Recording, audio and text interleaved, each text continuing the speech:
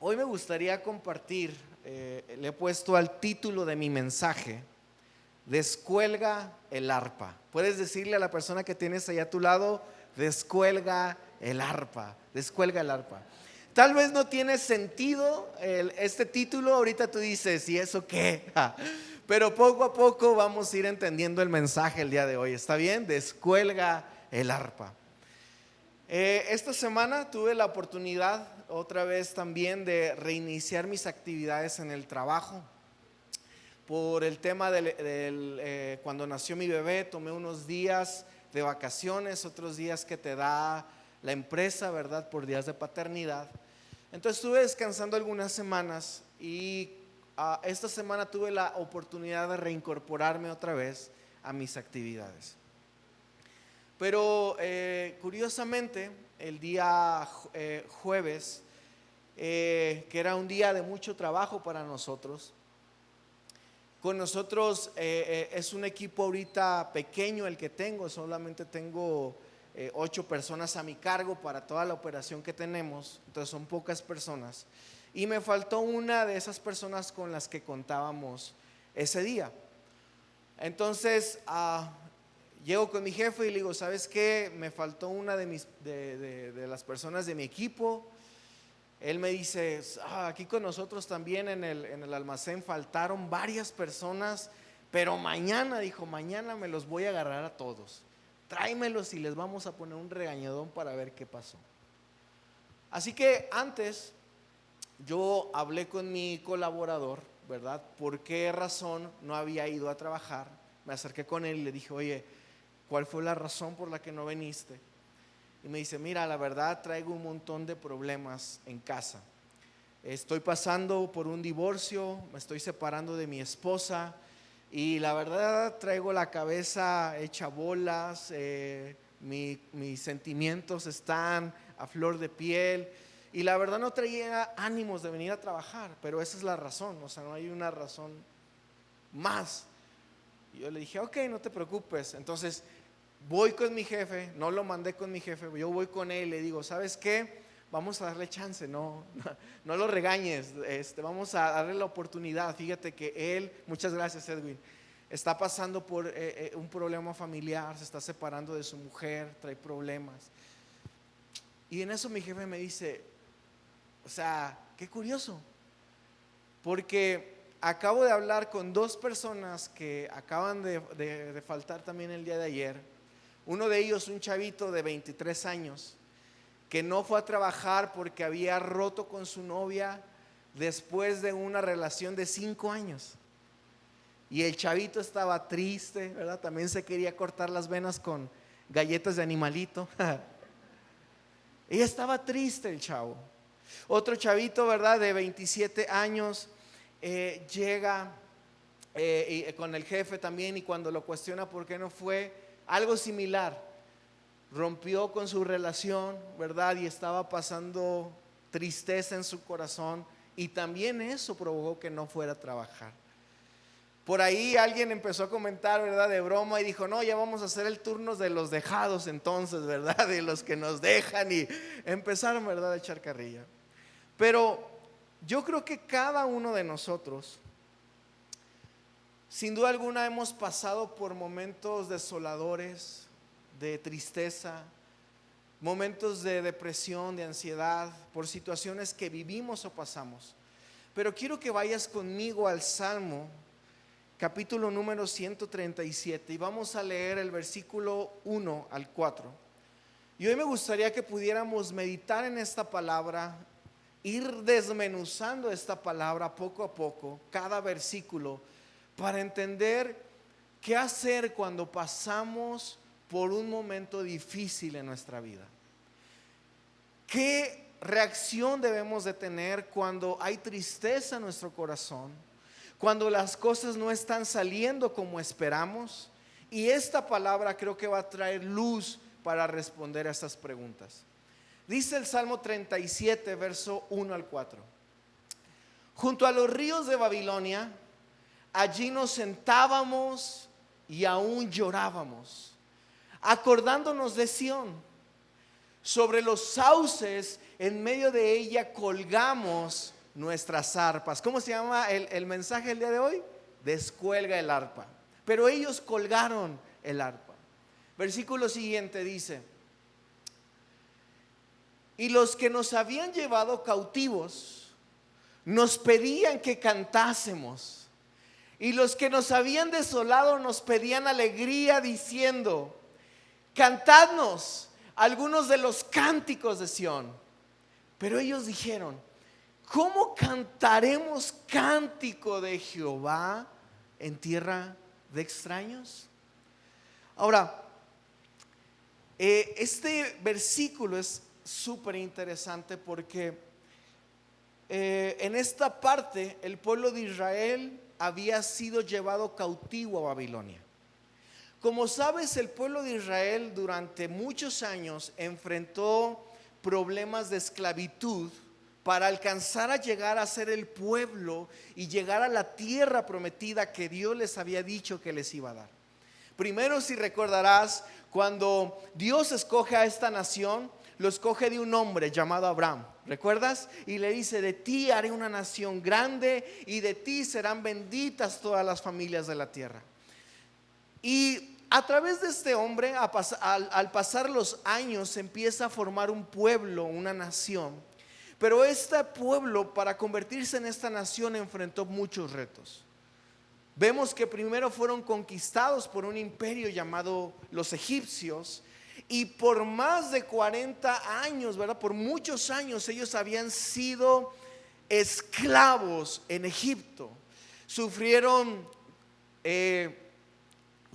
golpizas, sufrieron insultos, sufrieron maltratos por los egipcios, y esa era la constante vida del pueblo de Israel. Posteriormente Dios los libera a través de un siervo llamado Moisés. Ellos salen de Egipto, ¿verdad? Y van en camino a la tierra que Dios les había prometido. Ahora, cuando llegan a ese lugar, después de mucho trabajo, esfuerzo y una infinidad de peleas con otros pueblos y otros ejércitos, ellos llegan al lugar que Dios les había prometido. Ese lugar donde decía Dios: yo les voy a dar una tierra donde fluye la leche y la miel, una tierra bendita, un lugar donde encontrarán paz. Y llegan a ese lugar.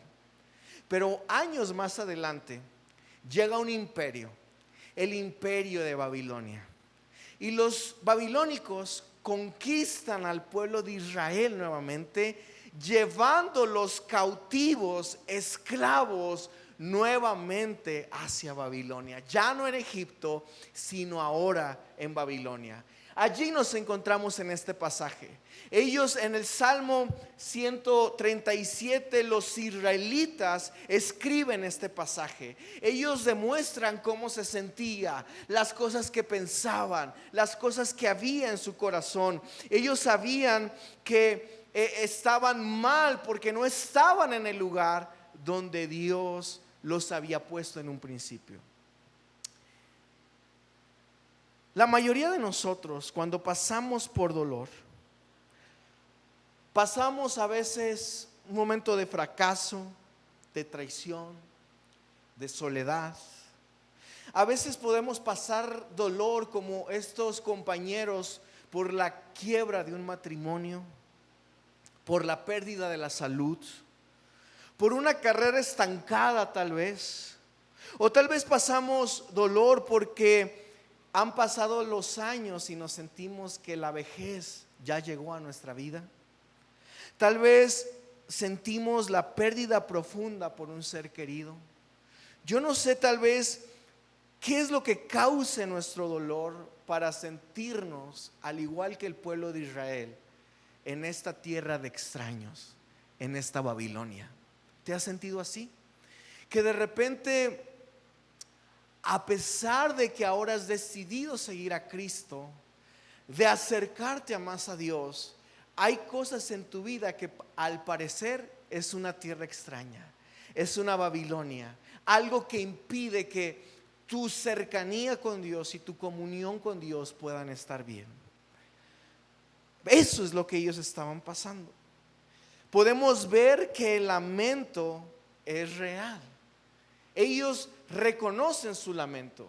En el versículo número 1 dice: junto a los ríos de Babilonia, allí nos sentábamos y aún llorábamos acordándonos de Sión. Allí nos sentábamos. ¿Sabes? Es interesante esta expresión que utiliza, que ellos estaban sentados y llorando. Porque en la Biblia, cuando vemos que alguien se sentaba, sentarse en la tradición bíblica a menudo era una postura donde había luto o resignación por algo difícil que alguien estaba atravesando. El sentarse era estar resignados a ese dolor. Era decir, pues ya me tocó esto, me tocó vivir esto, pues ya ni modo. Me tocó vivir con esta enfermedad, pues ya me amolé.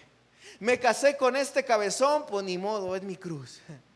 Mis hijos están mal, pues ya ni modo, ya están perdidos en las drogas, no puedo hacer nada. El sentarse para ellos implicaba esa resignación. Ahora dice, ellos estaban en los ríos de Babilonia. Los ríos de Babilonia representaban un lugar de mucha vida, representaban esos lugares de negocio y de trabajo para los babilónicos. Era un mercado donde tú podías ir y había mucha vida en ese lugar. Pero para el pueblo de Israel, esos ríos representaban nostalgia y dolor.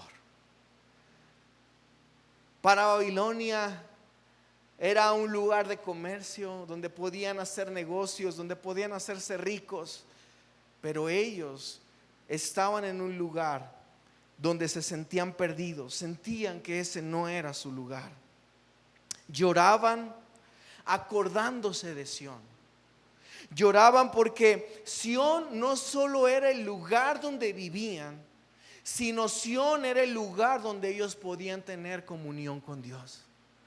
Y lloraban porque ahora esa comunión con Dios sentían que la habían perdido. Decían, ya Dios no nos escucha, Dios no está con nosotros. ¿Cómo vamos a acercarnos a Dios si no estamos en Sión? ¿Cómo vamos a adorarlo? ¿Cómo vamos a alabarle? ¿Cómo vamos a conectarnos con Él si no estamos en ese lugar? Y ellos fuera de Sión sentían que su comunión con Dios estaba perdida. Tal vez tú puedes decir, ¿cómo voy a alabar a Dios en medio de esta enfermedad? ¿Cómo voy a alabar a Dios en medio de mi desempleo y falta de dinero? ¿Cómo voy a alabar a Dios cuando hay tantos problemas en casa y no se han podido resolver? Ellos sentían que no podían, que estaban desconectados, por eso lloraban. Ahora, el dolor claro que es real, y Dios claro que nos permite lamentarnos. Incluso en la Biblia hay un libro llamado así, Lamentaciones, ¿cierto? Porque el lamento, el llorar, el sentir tristeza, claro que es parte y es algo que Dios pone en nosotros. El mismo Jesús, el versículo más corto, ¿verdad? En la Biblia, Juan 11:35 dice, y Jesús lloró. Nada más eso dice. Porque el llorar es algo humano que Dios puso en nuestras vidas y Dios nos permite lamentarnos. Ahora, el lamento es bíblico. Si alguien hoy se siente triste, es bíblico. Está bien que te sientas triste. Está bien estos muchachos que después de una decepción se hayan tomado un día para no ir a trabajar. Está bien. Lo que no está bien es que digan, ya voy a dejar de trabajar, ¿cierto? Lo que no estaría bien es decir, voy a echarle ganas a la vida y voy a salir adelante. ¿Me está siguiendo? Porque Dios permite a nuestras vidas que podamos lamentarnos. El lamento es bíblico, pero la desesperación es opcional. Dios permite que tú y yo podamos lamentarnos, pero la desesperación es opcional. Si tú en medio de tu lamento te desesperas, pierdes la cabeza, haces cosas incorrectas, eso es lo que Dios no te permite. Dios, podemos ver que una y otra vez, ¿recuerdas cuando el profeta Elías? ¿Recuerdas que el profeta Elías, cuando está siendo perseguido por esta reina Jezabel que lo quería matar, se va triste? Se va, dice la Biblia, que se deprimió, ¿verdad? Se va, se encierra en una cueva. Le empieza a decir a Dios: no soy mejor yo que mis padres, mejor quítame la vida, mátame. Pero Dios le da la oportunidad y le dice: está bien, lamentate, descansa, come. Pero después de un tiempo el Señor le dice: ya levántate y anda, sigue con la encomienda que yo te di. Porque es bueno que en ocasiones nos lamentemos por el momento de sufrimiento que estemos pasando, pero lo que Dios no permite y no desea es que nos estanquemos en ese lamento, que sigamos llorando por lo mismo, que sigamos pensando en las mismas cosas. Cuando me decían, ¿verdad? Y hablábamos de este chavo, yo le decía: ¿cómo se va a deprimir si es un chavo de 23 años, por Dios? Dije: está bien morro, o sea, todavía va a conocer más chicas. Y luego por ahí alguien me dijo: ay, no seas tan frío, ¿a poco tú nunca tuviste una decepción amorosa? Pues sí, pero pues ahora lo veo y ya digo: ay, qué tonterías, ¿no? ¿No te pasa que cuando ya estás casado dices: ay, puras mensadas, ¿no? Puras tonterías? En el momento te duele, claro, es normal. Duele el corazón, nos sentimos mal. Hay muchos que cuando sienten una decepción empiezan a escuchar Paquita la del barrio, ¿no? Empiezan a escuchar puras canciones deshonrosas. Pero Dios nos dice: no, está bien, ya te lamentaste, seca tus lágrimas y ahora sigue adelante. Ahora, es interesante porque ellos, en el versículo número 2 y 3, si me puedes ayudar a ponerme el versículo 2 y 3, ellos dicen: sobre los sauces en medio de ella colgamos nuestras arpas. Ellos empiezan a hacer una protesta silenciosa, si te das cuenta, en esos momentos. Cuando habla la Biblia, dice: sobre los sauces en medio de ella colgamos nuestras arpas. Y dice el versículo 3: y nos habían llevado cautivos, nos pedían que cantásemos, y los que nos habían desolado nos pedían alegría, diciendo: cantadnos algunos de los cánticos de Sión. Ahora, colgar las arpas era un acto de protesta pasiva del pueblo de Israel. Si tú estudias y escudriñas la Biblia, te podrás dar cuenta que el arpa para el pueblo de Israel era un instrumento importante para cantar cánticos, alabanzas a Dios. ¿Recuerdas cuando el rey Saúl sentía que un demonio lo atormentaba y no sentía paz? Conoce a David, un joven que tocaba ¿el qué? El arpa, y el arpa le daba paz. En la Biblia encontramos que constantemente cuando habla de alabanzas a Dios, la Biblia habla y menciona el arpa como un instrumento para cantar alabanzas y exaltar el nombre de Dios. Ahora, ellos, al sentirse en una tierra extraña, al pasar por este cautiverio, dice la Escritura que tomaron la decisión de agarrar sus arpas y colgarlas. Era una protesta para decir: yo ya no voy a alabar más a Dios. Era una protesta para decir: yo no estoy dispuesto ya más a cantar cánticos para Dios. ¿Por qué Él permitió lo que estamos viviendo? ¿Por qué, si dice que nos ama tanto como pueblo, permite esto? ¿Por qué, si realmente somos su pueblo escogido, esa nación santa que Él dijo que seríamos, estamos siendo esclavos y en cautiverio en esta nación. Y yo no sé si a veces estas palabras, al igual que el pueblo de Israel, permites que penetren en tu mente y en tu corazón. ¿Por qué si soy cristiano? ¿Por qué si voy a la iglesia? ¿Por qué si yo amo a Dios? Dios permite estas situaciones difíciles en mi vida. Hay muchos que tal vez hacen protesta en colgar sus arpas e incluso hacen que puedan negociar con Dios para decir: yo te voy a alabar solamente si tú me haces este milagro. Hay gente que tal vez puede decir: yo ya no voy a ir más a la iglesia hasta que vea que Dios me conteste esta oración. Hay gente que hace protesta con Dios y deja de servirle, de buscarle, de amarle, de orar, de entrar a su presencia, colgando sus arpas, porque piensa que el juicio de Dios es severo para su vida. Ahora, si a esto le sumamos la burla de sus captores, dice la Biblia que se burlaban de ellos, ¿no? Porque los que estaban allí les decían: a ver, cántenos sus alabanzas, cántenos como cantaban allá. Y dicen ellos: nosotros no podemos cantar. Ellos, aunado al dolor que sentían ese limón en la herida al sentir la burla de sus captores. ¿No te pasa? Hay veces que hay gente que en vez de ayudarte con lo que dice, te desanima más, ¿no?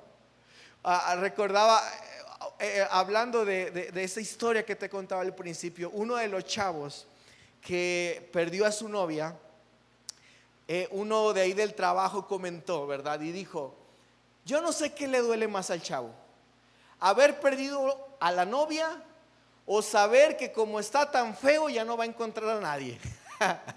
Echándole más limón a la herida, ¿no? Así eran estos captores.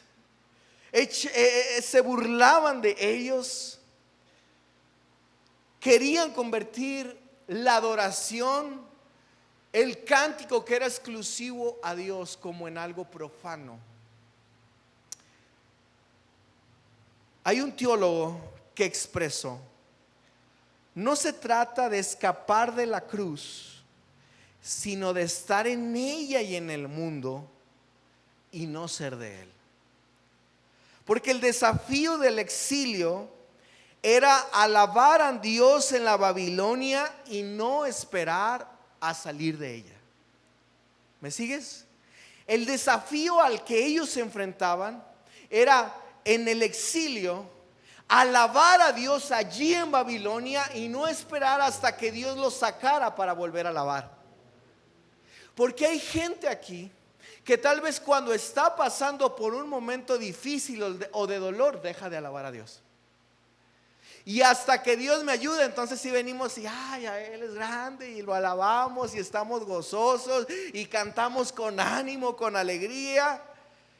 Pero cuando estamos pasando por un tiempo difícil, tal vez nuestra alabanza no es la correcta. No, pues te adoramos, Dios. No queremos levantar nuestras manos. No queremos adorarle y exaltar a aquel que es digno de toda alabanza y adoración. Porque el reto es adorar a Dios en nuestras Babilonias.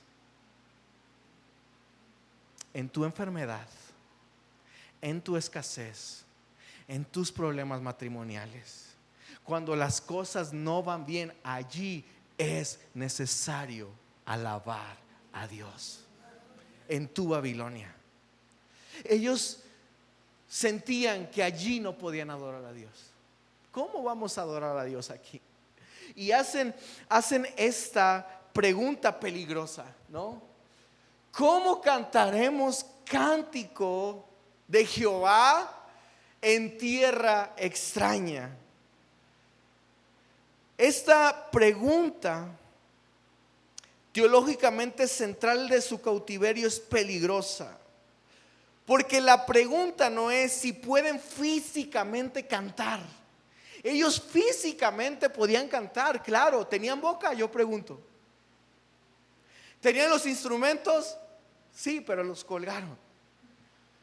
Tenían todo para cantar en esos momentos, pero ellos decían: creo que no tenemos la obligación ni la voluntad de cantar a Dios, porque aparentemente Dios nos ha abandonado en tierras de extraños.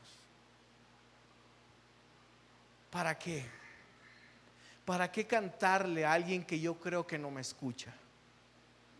¿Para qué orarle a alguien que yo creo que ni siquiera se preocupa por mí? ¿Para qué busco de alguien que ni siquiera está interesado en lo que me pasa? El pueblo de Israel pensaba eso, pero muchas veces tú y yo pensamos igual. Sentimos que Dios nos ha abandonado en tierra extraña. ¿Para qué cantamos? ¿Para qué venimos tanto a la iglesia? ¿Para qué venimos a cursos? ¿Para qué nos preparamos tanto? ¿Para qué escudriño tanto la Biblia? ¿Para qué? Y pensamos tal vez que no tiene sentido lo que hacemos. Y hay una voz del enemigo que nos susurra.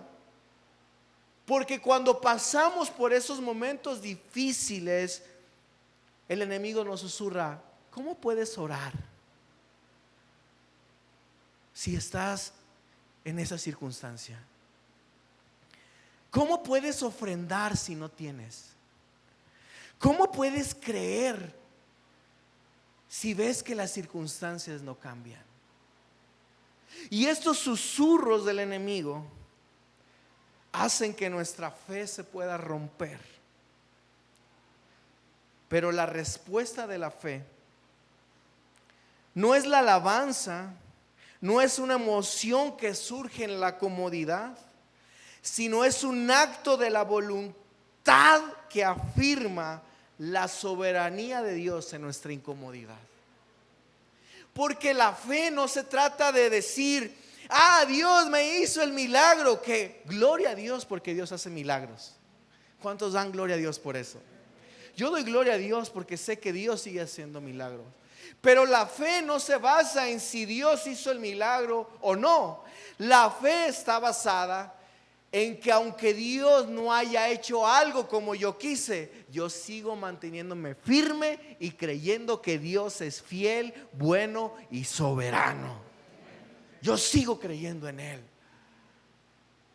Y aunque haya personas que se burlen, aunque haya críticas, nuestra fe está basada en que Él no se olvida de nosotros, que Él está al cuidado de nuestras vidas. Para cantar en tierra extraña, debemos confiar en que la mano de Dios está obrando incluso en el cautiverio. Ahí en tu tierra extraña, ahí en tu problema, canta, alaba, exalta el nombre de Dios. Confía en que Él tiene el control de lo que está pasando en tu vida. Confía. Hay una promesa que es paralela a este versículo. Jeremías capítulo 29. Vamos a leer el verso 11. Pero el contexto de Jeremías 29 es que Dios envía una carta precisamente a los israelitas exiliados en Babilonia. Y en esta carta, en Jeremías 29, Dios les escribe y les dice: ¿saben qué? Establezcanse allí en Babilonia, cásense, busquen el bienestar, no esperen una liberación inmediata, traten de disfrutar incluso este momento difícil que estamos atravesando. Es lo que el profeta Jeremías escribe en ese capítulo 29. Los exhorta, porque Jeremías ve que el pueblo estaba desanimado, desalentado, triste, cabizbajo, y él les dice: no, vamos, recobremos el ánimo. Ya la gente no quería ni casarse ni tener más hijos, porque decía: ¿para qué si vamos a seguir aquí de esclavos? Para darles esta vida, ¿no? Ellos pensaban eso. Pero el profeta les escribe y les dice: no, establezcanse, cásense, busquen el bienestar en esta ciudad. Pero luego les recuerda una promesa. Jeremías 29:11 dice: porque yo sé los pensamientos que tengo acerca de vosotros, dice Jehová, pensamientos de paz y no de mal, para darles el fin que esperan o que esperáis. Este texto es paralelo a lo que ellos estaban viviendo en este Salmo 137. Estaban ahí mismo, en Babilonia. Estaban pasando por esa situación difícil. Pero el profeta Jeremías trae una respuesta, porque él lo primero que les dice, el Señor dice: yo sé los pensamientos. Yo sé los pensamientos que tengo acerca de ustedes. Es decir, en el Salmo 137 ellos pensaban y decían: el Señor nos ha abandonado. Dios no está con nosotros, nos ha dejado. Dios nos ha abandonado. Pero el profeta Jeremías les dice y les recuerda: el Señor ha pensado en ustedes. El Señor sigue pensando en lo que ustedes están viviendo. El Señor no está ausente. El Señor tiene un plan para sus vidas. El Señor está pensando y sabe nuestra necesidad. Es hermoso cuando recordamos en nuestros momentos de dolor, en nuestros momentos difíciles, recordar que Dios piensa en nosotros, piensa en mí. El Señor piensa y conoce perfectamente lo difícil que la estoy pasando, las cosas difíciles que estoy viviendo. Dios lo sabe. Dios está observando. Dios conoce. Él no se ha alejado de ti ni de mí, aún en nuestros momentos más difíciles. Porque Él dice, el profeta: porque el Señor tiene pensamientos de paz y no de mal. La palabra hebrea que se utiliza para paz es la palabra shalom. ¿Has escuchado que el saludo de los judíos es shalom? Y shalom lo que quiere transmitir o decir es esa paz que la persona puede encontrar solamente cuando se encuentra con su Creador, con Dios. Es una paz que el mundo no puede dar. Es una paz que no vas a encontrar en ningún otro lugar, porque eso solamente proviene de Él. Por eso más adelante el apóstol Pablo escribe que hay algo que sucede en la vida del cristiano, que cuando pasamos por momentos difíciles hay una paz que sobrepasa todo entendimiento, que las personas del mundo no comprenden, que la gente que no conoce a Dios no puede entender. Pero tú y yo, que estamos con el Señor, que le hemos conocido, podemos experimentar esa paz. Ahora, si tú quieres experimentar esa paz, solamente necesitas pedirle al Señor, para que en tu momento difícil el Señor pueda darte su shalom, que solamente puede provenir de Él. Porque aunque tu vida parezca mal ahora, el propósito de Dios, su shalom, está en la mira del cielo. Él te ve, Él conoce lo que estás pasando, pero aún en medio de eso, Él quiere darte su paz. Él quiere llenarte de Él. Porque el fin que esperamos solamente es Cristo. La plenitud de Jesús, el fin que verdaderamente esperamos, no es una vida sin problemas. Al contrario, Jesús dijo: en el mundo ustedes tendrán aflicciones. Hay otras versiones que dicen: en el mundo ustedes tendrán problemas. En otra versión que leía la otra vez decía: en el mundo ustedes la van a pasar mal. Pero Jesús nos recuerda y dice: pero confíen, porque yo he vencido al mundo. La promesa de Jesús no es que no vamos a pasar por problemas, sino el fin que esperamos es la vida eterna en Cristo Jesús. El saber que esta tierra en la que estamos no es nuestro lugar, no es nuestro Sión. Este lugar en el que hoy estamos viviendo no es el lugar que Dios tiene preparado para nosotros. Hay cosas tal vez que aquí en tu Babilonia no te gustan, pero Dios ha preparado un Sión que es el cielo, donde Él tendrá cosas maravillosas para cada uno de nosotros que hemos puesto nuestra fe en Él. Jesús preparó ese lugar para nosotros.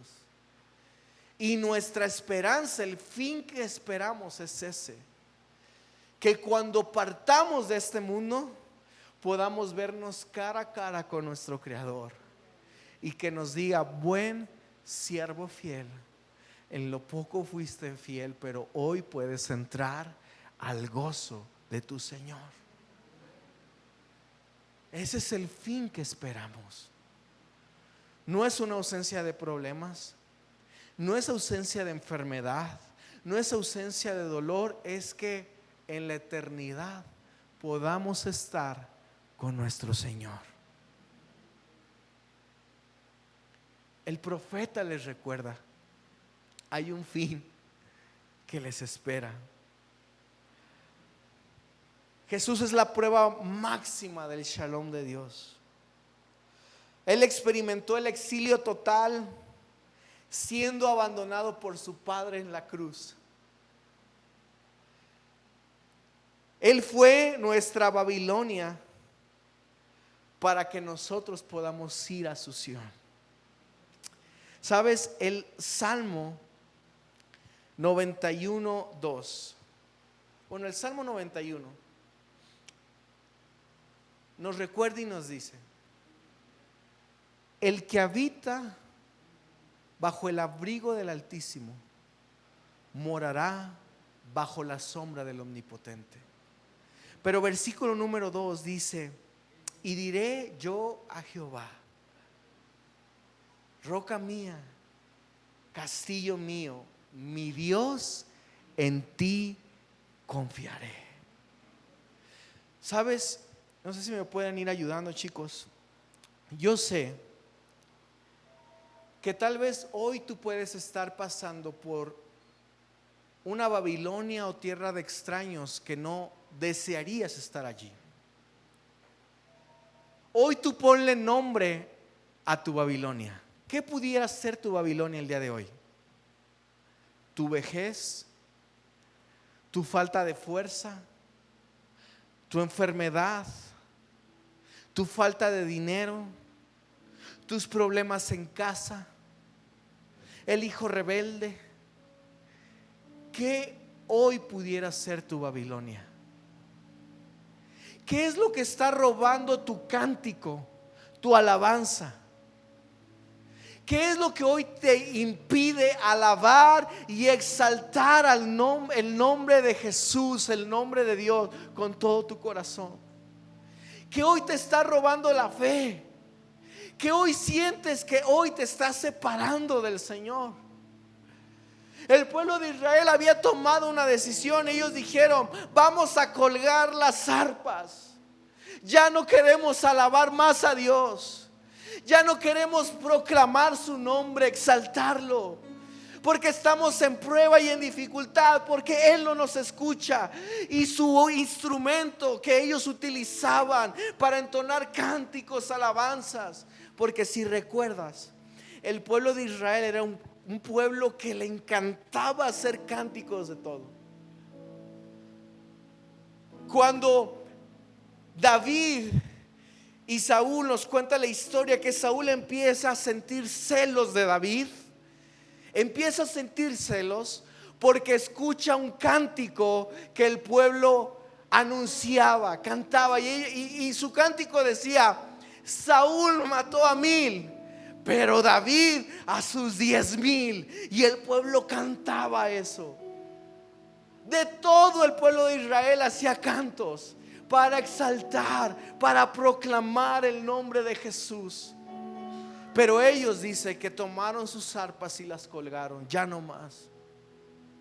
Hoy tal vez te has sentido desanimado. Hoy tal vez has querido dejar de venir a la iglesia. Hoy tal vez no le encuentras sentido. ¿Para qué orar? ¿Para qué buscar de Dios? ¿Para qué seguir intercediendo? ¿Por qué seguir? ¿Por qué continuar? Pero hoy el Señor nos dice: descuelga el arpa y vuelve a cantar un cántico para mí. Vuelve a alabarme con todo tu corazón. Y recuerdas cuando Pablo y Silas estaban en la cárcel y parecía que no podían hacer nada, que su sentencia ya estaba dictada. Ellos, en medio de su prisión, dice la escritura que empezaron a cantar cánticos, alabanzas a Dios, y Dios trajo libertad. Hoy yo quiero animarte que vuelvas a levantar un cántico de alabanza a Dios. Que hoy te levantes, descuelgues el arpa y vuelvas a entonar un cántico de alabanza, porque Él es digno, porque no hay nadie como Él. ¿Por qué no te pones de pie con nosotros y hoy le decimos a Él?